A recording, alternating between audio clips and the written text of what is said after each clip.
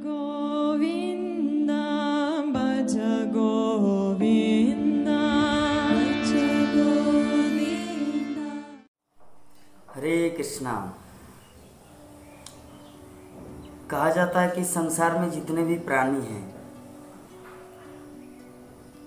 सबके जीवन में एक दुख भरी कहानी है, और इस दुख भरी कहानी के साथ ही वो अपने जीवन को चलाते हैं। क्या करें,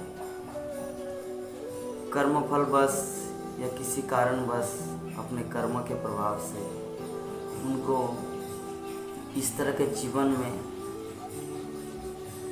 रखा गया है प्रकृति, तो वो अपने जीवन को, अपने भाग्य को बदल भी नहीं सकता। लेकिन श्रीमद् भागवतम वर्णन करते हैं कि भगवान के नाम में इतनी शक्ति है जिससे भगवान श्री कृष्ण किसी के जीवन को बदल सकता है। उसी प्रकार भगवान के नाम किसी के जीवन को बदल सकता है। भगवान किसी के जीवन को बदल सकता है, इसका उदाहरण हम लोग देखते हैं। इसका जीता जागता उदाहरण ये हम लोग श्रीमद् भागवतम में भी देखते हैं कि जब भगवान श्री कृष्ण और बलराम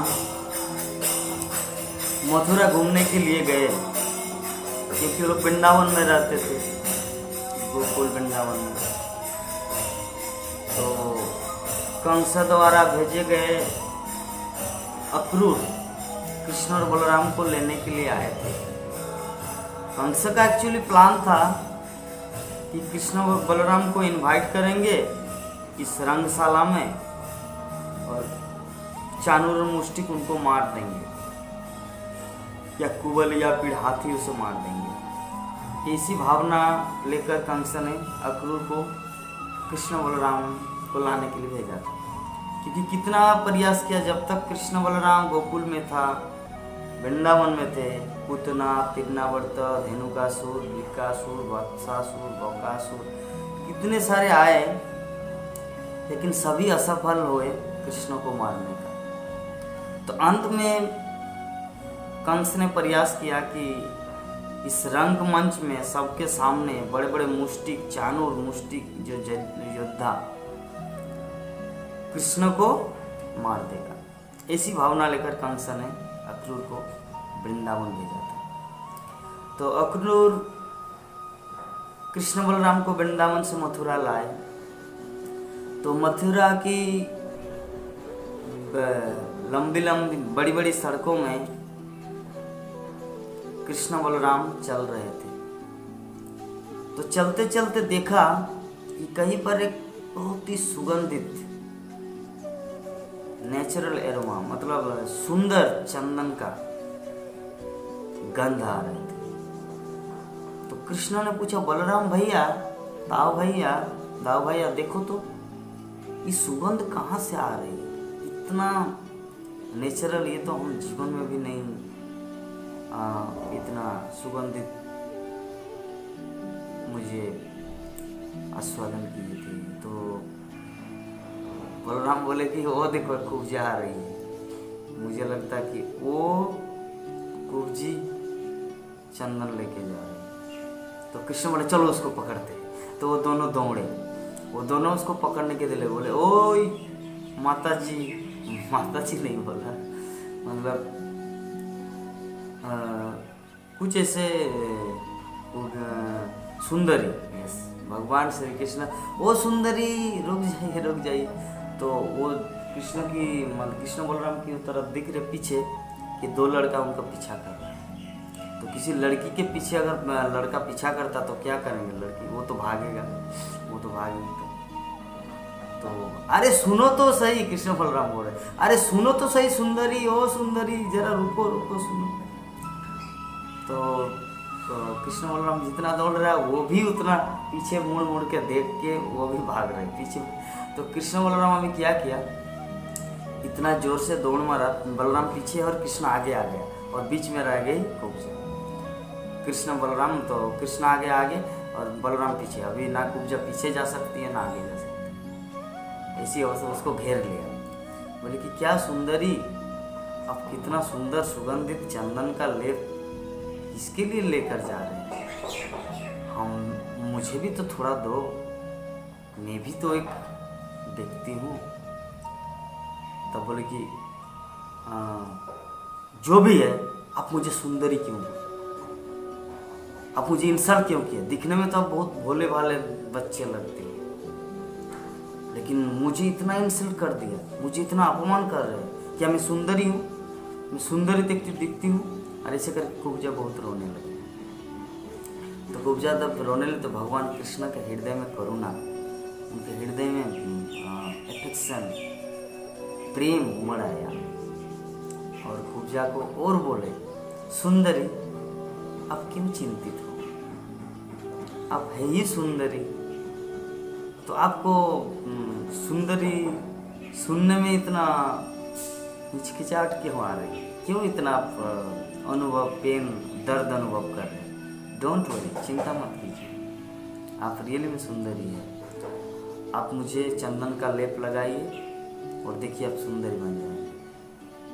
तो इस घटना के माध्यम से जो भगवान श्री कृष्ण बोले थे कि जब तक कोई भगवान कृष्ण की सेवा नहीं करता, मे बी लिटिल, थोड़ा सा, तब तक कृष्ण उसका भाग्य को बदल नहीं सकता। क्योंकि कृष्ण अहेतु की कृपा है, यस, अहेतु की कृपा के कारण तो समय जो है, समय तो भी भगवान के निर्देशन से चलता है। तो उसी समय में कृष्ण बलराम मिले जिस टाइम, पूजा चंदन का लेप लेके जाते, सब तो कृष्ण का अरेंजमेंट है, जोग माया का अरेंजमेंट है। तो एक्चुअली कृष्ण का ही अहेतु की कृपा, लेकिन फिर भी हमारे लिए एक इंडिपेंडेंस भगवान ने छोड़ के रखे।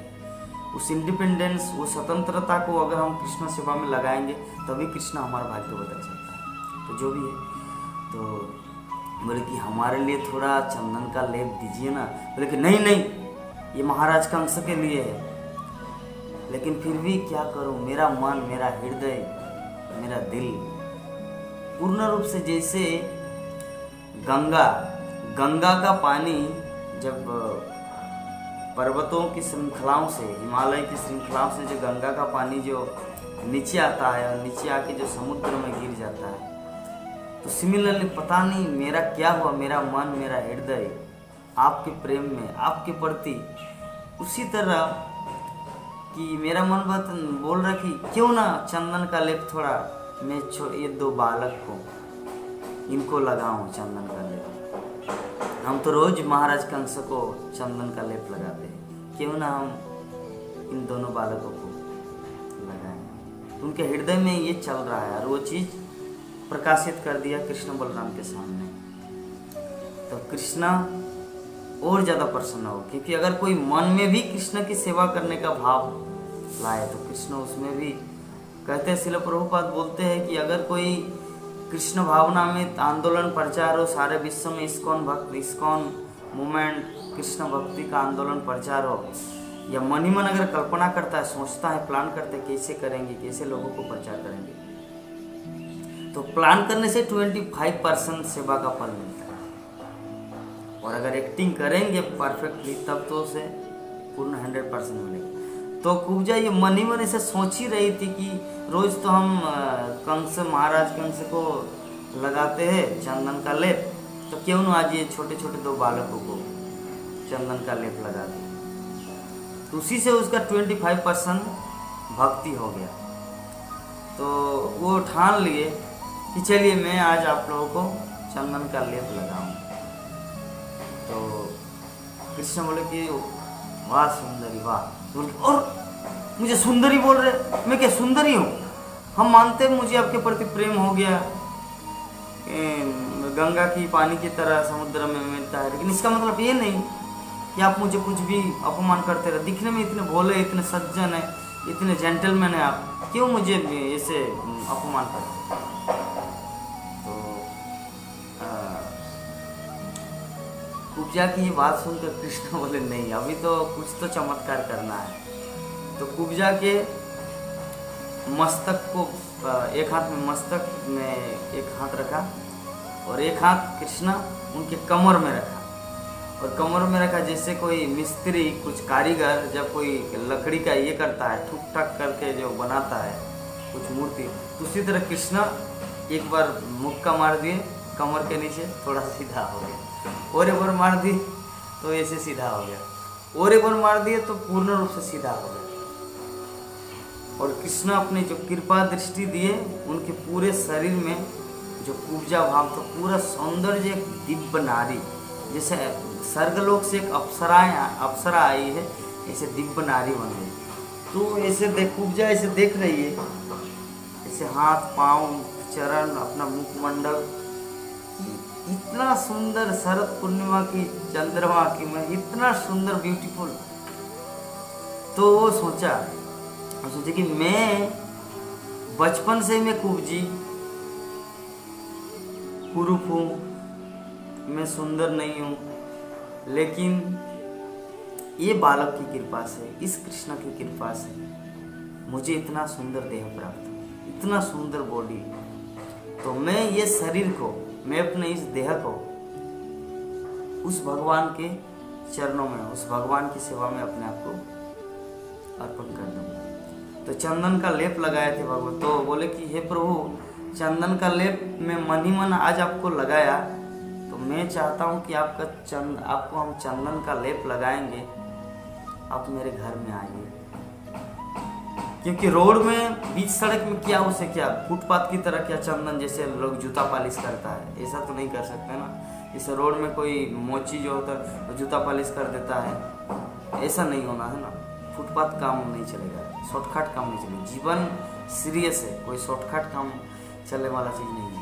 तो कुब्जा सोचे कि क्यों ना मैं पूर्ण रूप से मेरे दिल, मेरा हृदय, मेरा तन, मेरा मन, धन, सब कुछ कृष्ण की सेवा में अर्पण कर दूं। तो कुब्जा ने उसे इन्वाइट किया कि प्रभु एक दिन मेरे घर में आना। तो बाद में हम लोग को पता चला कि कुब्जा एक्चुअली नॉट ओनली चंदन, वो अपने बॉडी, अपना मन, अपना शरीर, अपना सौंदर्य, सब कुछ कृष्ण की सेवा में अर्पण किया। क्योंकि कृष्ण की कृपा से उनको ये शरीर मिला इतना सुंदर, तो वो अपना शरीर दूसरों को क्यों अर्पण करेंगे? First question. जैसे किसी को दैट इज कॉल्ड ग्रेटफुल, उसे बोलते कृतज्ञता। अगर किसी के द्वारा कुछ मिलता है, किसी से कुछ प्रेम मिला है, तो कृष्ण उनसे प्रेम किया जिसके कारण तो उसको उतना सुंदर शरीर मिले। अगर उनके प्रति कृष्ण उनके प्रति अगर प्रेम नहीं तो क्या उतना ब्यूटीफुल शरीर उनको मिलता है? कुब्जा को नहीं। तो इसीलिए कुब्जा ने कृतज्ञता ज्ञापन की कि भगवान कृष्ण की कृपा से मुझे इतना सुंदर देह मिला, तो क्यों ना मैं अपने पूरे जीवन को, पूरे शरीर को कृष्ण की सेवा में अर्पण करूं। कृष्ण जो चाहे मेरे साथ करे, वो मेरे शरीर के साथ खेले, वो मेरे शरीर पर आलिंगन करे, शरीर पर चूमे या जो कुछ भी करे, ये शरीर कृष्ण के लिए। दैट इज कॉल्ड कृतज्ञता या ग्रेटफुल। तो ये इस घटना के माध्यम से हम लोग को क्या शिक्षा मिला कि हमारे भाग्यों में हो तो कुरूप बनना लिखा है, सुंदर नहीं है, विद्वान नहीं है, मूर्ख है, कुब्जा है, या बोलना नहीं आता, बाबा, विभिन्न प्रकार का कुछ न कुछ एक कर्मफल के अनुसार हम लोग को मिला है।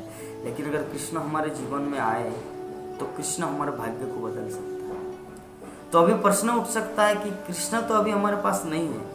नहीं, कृष्ण भी है, लेकिन यहाँ पर एक चीज है। श्रीमद् भागवतम में एक श्लोक आता है कि आपन्न संस्कृति घोराम जन्नाम विवशो गिन्नाम कि ततः सत्व विमुच्यत जब विवेति स्वयं भयम।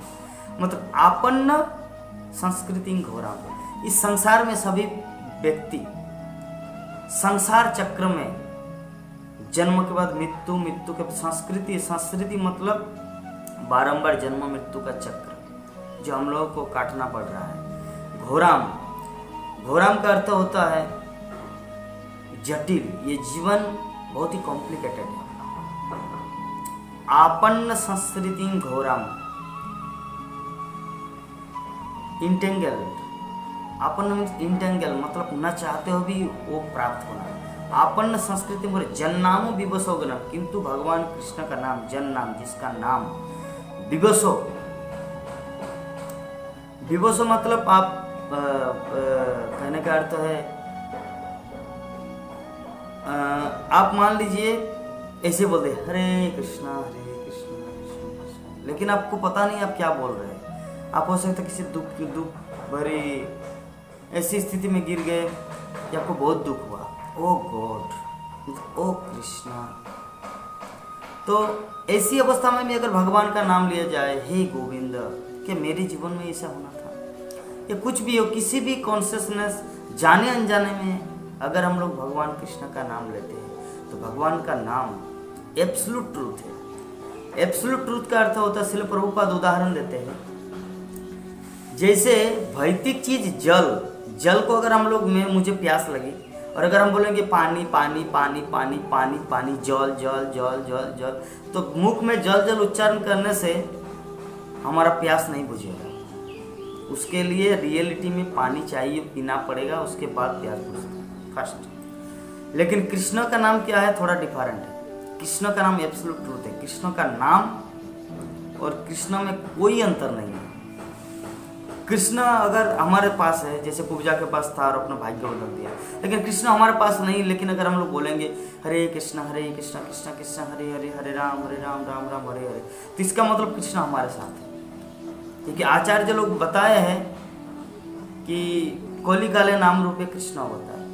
भगवान श्री कृष्ण कलियुग में अपने नाम के रूप में विद्यमान है।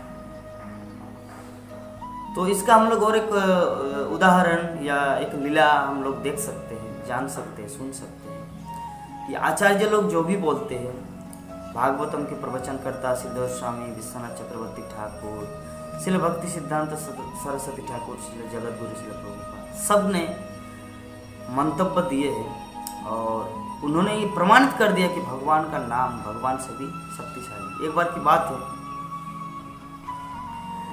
भगवान रामचंद्र जब सीता की खोज या सीता को उद्धार करने के लिए हिंद महासागर में, मतलब भारतवर्ष से लंका जाने में जो सेतु निर्माण किया जा रहा है, सेतु ब्रिज, तो विश्वकर्मा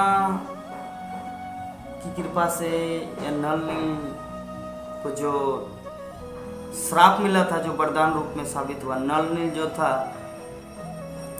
कि पहले नल नील बहुत बदमाश थे, थोड़ा नौटंकी करते थे, मतलब बहुत ही चंचल बालक की तरह। तो मुनि कुछ एक ऋषि रोज स्नान करने के लिए चले जाते थे सरोवर में या नदी में। तो सरोवर में अपना समस्त कपड़ा, एक कोपिन को छोड़कर जितने सारे कपड़ा कमंडलू सब वहाँ पे रखते थे किनारे में, उस घाट में, और वो मुनि चले जाते थे पानी के अंदर स्नान करने के लिए। और जैसे ही वो डुबकी मारते थे तो ये जो नल और नील, ये दोनों बंदर का स्वभाव है, बंदर है, वो दोनों क्या करते, कपड़ा को पानी के अंदर फेंक देते थे। तो पानी के अंदर जैसे ही कपड़ा को फेंक देते तो कपड़ा तो डूब जाएगा, और कपड़ा डूब जाते अंदर, तो कपड़ा डूब जाए तो बाद में जब वो मुनि ऋषि उठते हैं तो देखा कि कपड़ा नहीं है, और वो लोग तब तक भाग जाते, पता भी नहीं चलता कि कौन किसने किया। एक्चुअली वो कर रहे थे नल और नील। सेकेंड दिन, दूसरा दिन भी ऐसा ही हुआ। पानी के कपड़ा को, वो तो कपड़ा को पानी के अंदर लेके जाके तो स्नान नहीं कर सकता ना, सूखा कपड़ा को बाहर में रखना है घाट में किनारे में। तो ऐसे ही किया, रखा कपड़ा को और अंदर चला गया स्नान करने के लिए। डुबकी जैसे ही मारे तब तक वो लोग पेड़ में छिपा हुआ था, वो लोग बंदर सब आया और वो कपड़े को फिर पानी में डाल दिया। तो ऐसे करके बहुत दिन हो गया। तो मुनि ने सोचा इन लोगों का तो कुछ तो उपाय करेंगे। तो वो बोले कि आज क्या करेंगे, डुबकी मारने का बस नाटक करेंगे, डुबकी मारने का बस नाटक करेंगे और पीछे मुड़कर देखेंगे। बस ये डुबकी मारने का नाटक कर ही रहे थे और डुबकी मारे नहीं तब तक वो दोनों प्रकट हो गए। मतलब वो जो उन लोगों का प्लान है वो पेड़ के वहाँ पे छिपे हुए हैं, ठीक है। जैसे डुबकी मारेगा तो ये कान बंद करके वो डुबकी मारेगा मुनि ऋषि, तो वो कपड़ा को फेंक देके भाग जाएगा रानी बंदर। तो वो क्या किया उस दिन, ऐसे डुबकी मारने का बस नाटक कर रहे, पानी के अंदर घुसा, अरे डुबकी मारने का बस नाटक ही कर रहे थे, और तब तक वो लोग आ गया, तब तक वो दोनों कपड़ा तब तक आ गया। तो डुबकी मारने का नाटक कर वो ऐसे करके मतलब घूम गया, वो पानी में अपने शरीर को मतलब डुबाया नहीं बल्कि ऐसे करके वो घूम गया। तो देखा कि दो बंदर नल और नील। तो बोले कि दुष्ट, वो ऋषि बोले कि दुष्ट, आपने मुझे इतना सताया, मैं भगवान की सेवा के लिए जल्दी जल्दी स्नान करने चला जाऊं अपने कुटिया में और वहाँ जाके भजन साधन करना चाहता हूँ, भगवान का नाम जप करना चाहता हूँ, लेकिन आप इतना बड़ा रोज रोज मुझे सताते हैं। चलिए मैं आपको अभिशाप देता हूँ कि आप पानी में जो भी फेंकेंगे वो डूबेगा नहीं बल्कि वो तैरेगा, स्विम होगा। तो जो अभिशाप दिया था मुनि ने, वही अभिशाप अभी भगवान राम की सेवा में वरदान सिद्ध हुआ। नल और नील पत्थर फेंकेंगे, जो ब्रिज तैयार होगा, पत्थर फेंकेंगे तो पत्थर डूबेगा नहीं बल्कि पत्थर तैरेगा, ब्रिज तैयार हो जाएगा। नीचे कोई खंबा लगाने की जरूरत नहीं और बड़ा बड़ा इंजीनियरिंग मशीन लाने की जरूरत नहीं, नीचे से पाइप ये करने का, पत्थर फेंक देंगे तो ब्रिज तैयार हो जाएगा। तो नल नील का जो अभिशाप था वो भगवान राम की सेवा में वरदान सिद्ध हो गया। एक्चुअली ये चीज बताया समुद्र देव ने। जब समुद्र देव को भगवान रामचंद्र 3 दिन आराधना किया, कुछ प्रसाद कुछ खाए भी नहीं, और ध्यान लगा के समुद्र को आह्वान किया कि आप हमारे लिए रास्ता छोड़ दो, क्योंकि समुद्र का पानी इतने सारे सैन्य सामंत लेकर हम लंका नहीं जा सकते। मुझे लंका में जाकर रावण को मारना है, उसका वध करना है और सीता को वहाँ से ले आना है। तो इसीलिए मुझे रास्ता चाहिए, कोई साधन नहीं है कि ऐसे पार हो जाते, इसीलिए ये समुद्र देव रास्ता दीजिए। तो 3 दिन हो गया लेकिन वो रास्ता दिया नहीं समुद्र देव। तब भगवान राम को क्रोध बोले कि आज तक आप मुझे एक रूप में देखे थे, वो है मर्यादा पुरुषोत्तम या सरल एक आदर्श व्यक्ति, अब आप मेरा क्रोध देखेंगे। लक्ष्मण लक्ष्मण कहाँ है मेरा धनुष बाण, लाओ आज दिखाएंगे समुद्र देव को, एक बूंद भी पानी नहीं रखेंगे पूरे समुद्र। ये जस्ट धनुष बाण लिए थे भगवान राम और ये छोड़ने ही वाले थे, पूरा समुद्र को सुखा देने का प्लान। भगवान राम साक्षात कंदर पकोटे तो पूछाएंगे तो कुछ भी। तो भगवान का एक क्रोध देखकर समुद्र देव त्राहिमाम मीन्स रक्षा करो, सेव मी त्राहिमाम, संस्कृत में त्राहिमाम का अर्थ होता है रक्षा करो, सेव मी। तो भगवान रामचंद्र ऐसे ही किए हुए, बस छोड़ देंगे तो समुद्र देव फिनिश।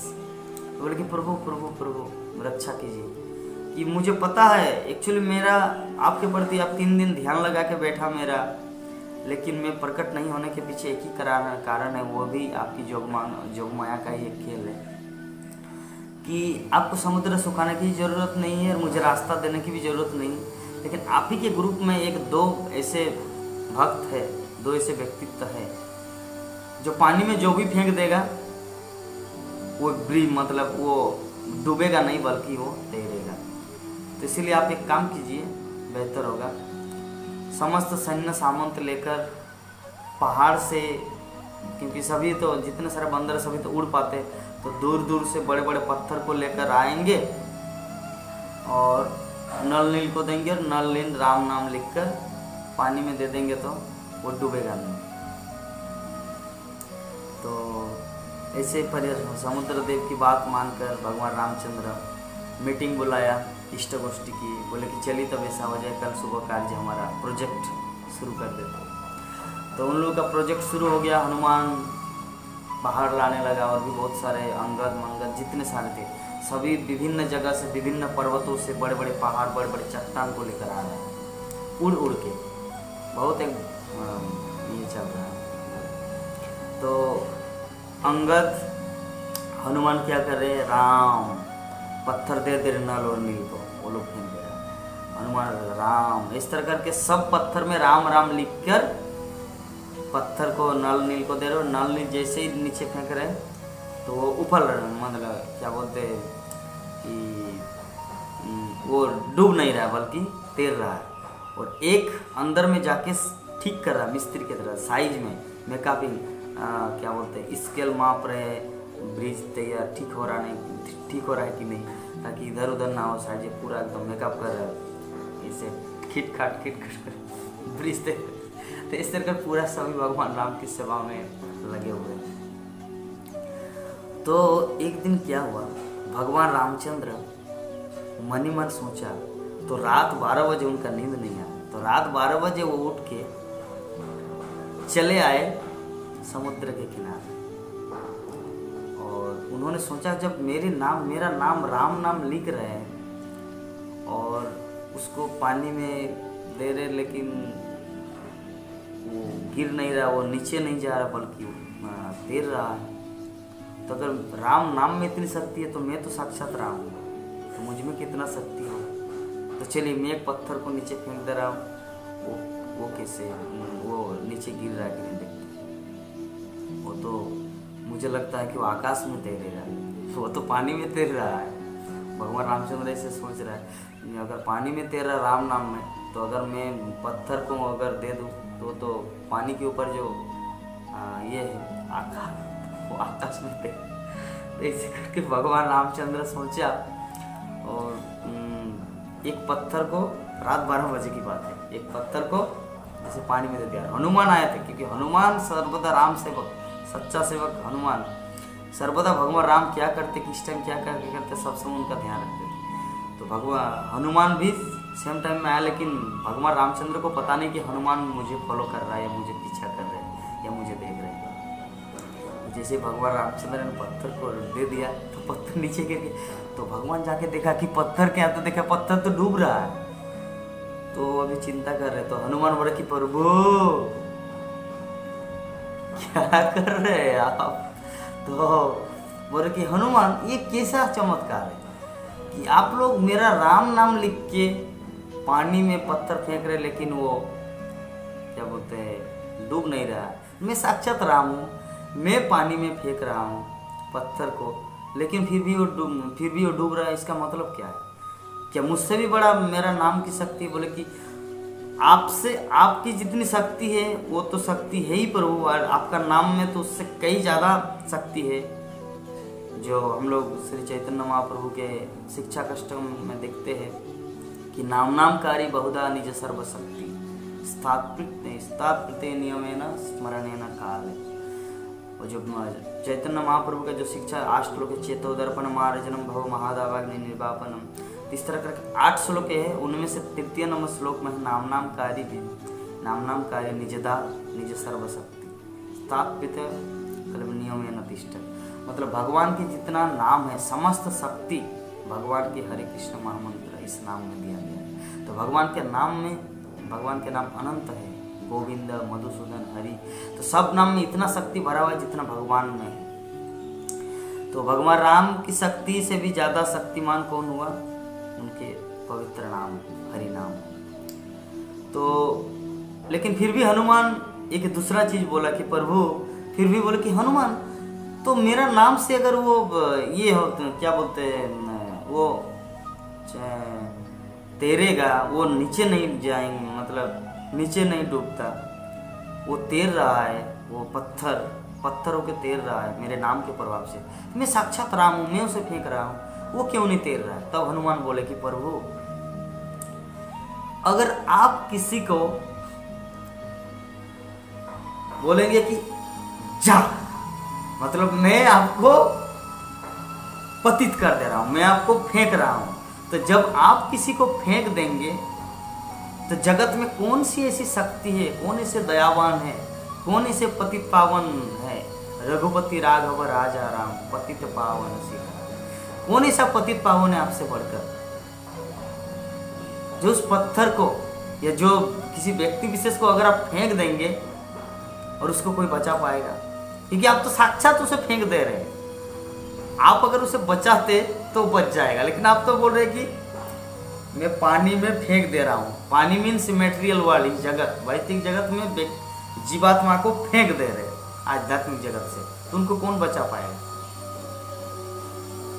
तो इसी कारण है प्रभु, अगर आप किसी को अगर फेंक देंगे तो उसे कोई नहीं बचा पाएगा, लेकिन आपका पवित्र नाम हरे कृष्णा कृष्णा कृष्णा हरे हरे, हरे राम राम राम हरे, एकमात्र वही उस जीव को बचाएगा। इसीलिए चैतन्य महाप्रभु आके बोले जीव जागो घोरा चांदो बोले, गतो निद्रा माया पीछा से। तो चैतन्य महाप्रभु इसीलिए आए और समस्त जीवों को हरि नाम दिया ताकि हम लोग पुनः उस भगवत धाम, भगवान के धाम, जहाँ से हम लोग गिर चुके हैं, जहाँ से भगवान हम लोग को फेंक दिया, जाओ बहुत डिस्टर्ब करते भगवत धाम में, यहाँ आके ऐसे ऐसे करते, जाओ वहाँ पे चले जाओ। तो भगवान ने फेंक दिया, लेकिन भगवान ने अपना नाम को भी भेज दिया साथ में। गोलो करो प्रेम्योधन हरिनाम संकीर्तन। ये जो हरिनाम है ये कहाँ, भक्तिविनोद ठाकुर बोलते हैं हरिनाम कहाँ का चीज़ है? गोलोक का प्रेम धन। तो गोलोक का प्रेम धन, जैसे कोई मान लीजिए कुएं में गिर गया या किसी ने ढकेल दिया, जाओ कुएं में गिर गया, लेकिन वही व्यक्ति रस्सी भी दे दिया कि रस्सी को पकड़ो और चले आओ ऊपर। तो हो सकता है भगवान, हम लोग नहीं चाहते थे कि भगवान नहीं चाहते थे कि हम इस जगत में आए, लेकिन हम लोग इतना बदमाशी गिरी कर रहे थे वहाँ भगवत धाम में, नौटंकी कर रहे थे, डिस्टर्बेंस कर रहे थे। भगवान बोलते चलो यहाँ पे आपका ये अच्छा स्थान नहीं, जाओ भगवत धाम, भौतिक जगत, जड़ जगत में घूम के आओ, कितना दुख मिल रहा है देखो। तो गिर गया तो भगवान साथ ही साथ रस्सी भी भेज दिया, हरे कृष्णा कृष्ण कृष्ण हरे हरे राम, रस्सी दड़ी, और रस्सी को खींच के हम लोग कुएं से ऊपर उठ के भगवत धाम जाएंगे। मतलब हरे कृष्णा कृष्ण कृष्ण, रस्सी मतलब माला, वो जो 108 दाना माला है।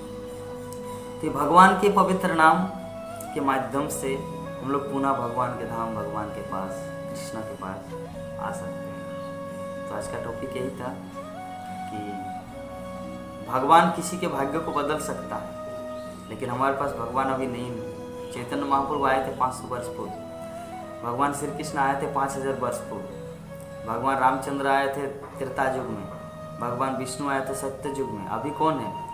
अभी है हरे कृष्ण कृष्ण कृष्ण हरे हरे, हरे राम राम राम हरे हरे। कली काले नाम रूपे कृष्ण होता है। अभी हमारे पास कृष्णा है, तो उनको आश्रय लेना है। जैसे भगवान कुब्जा को, भगवान श्री कृष्ण कुब्जा के भाग्य को बदल दिया, उसी तरह नाम हमारे जीवन को, हमारे भाग्य को, हमारे कर्मफल को बदल देगा और हम लोग को शुद्ध भक्त बना के हम लोग को भगवत धाम ले जाएगा ये हरि नाम। हरे कृष्ण कृष्ण कृष्ण हरे हरे, हरे राम राम राम। जय जगद्गुरु श्री प्रभुपाद।